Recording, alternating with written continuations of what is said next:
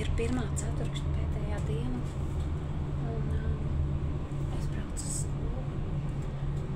Tad pēc tam sāksies nākamā nedēļa brīvlaiks, un mēs visi atpūtīsimies. Es ļoti gaidīju šo brīvlaiku. Es vēlu jums visiem brīnišķīgu un interesantu brīvlaiku, lai ir pietiek laika, kur izbraukt no pilsētas pie dabas, aizstāties jūrā.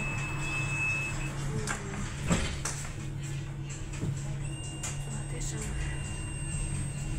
jūs atgūstat spēkus un izglītīs un celt nākamo ceturksni ar priecīgu prātu un atpūtušies. Jā, es ļoti priecājos, ka var strādāt šajā